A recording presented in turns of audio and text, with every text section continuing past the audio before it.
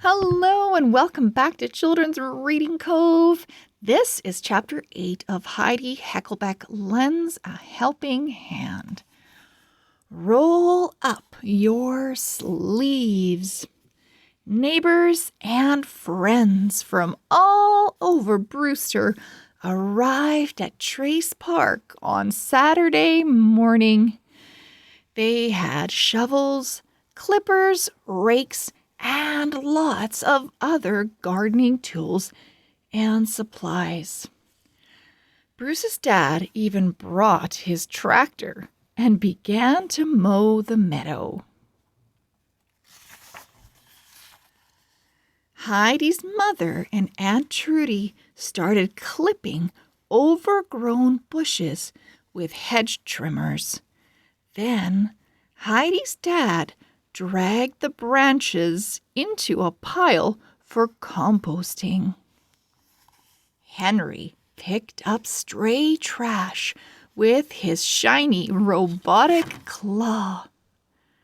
And Heidi and her friends pulled weeds like thistles, dandelions, and crabgrass. "What a fantastic turnout," Heidi told Lucy. "Even Melanie showed up." Lucy yanked a dandelion up by its roots. "But she's not exactly working. She's just bossing people around." Heidi watched Melanie shouting orders. "Pick up that piece of trash," directed Melanie, pointing out an empty French fry carton to Henry. "And will somebody please move this giant rock?" Heidi grumbled. "What a bossy boss lady." Aunt Trudy, who had been listening in, stopped trimming for a moment. "Well, I think it's nice that Melanie came to support your cause, Heidi," she said. "It shows she actually cares." Heidi smiled.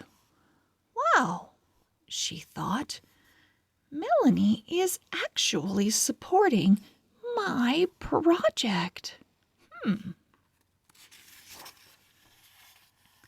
Then a red pickup truck rumbled beside the park. It was Principal Pennypacker and Mr. Doodlebee.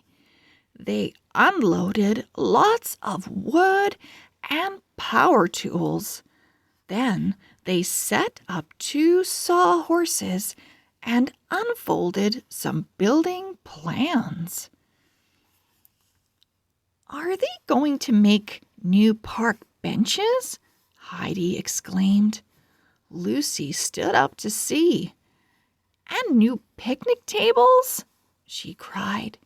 The hum and buzz of hard work echoed through the morning air. Slowly, Heidi began to believe they could actually make Trace Park beautiful again. End of Chapter 8. We'll see you back here soon for Chapter 9. Bye-bye.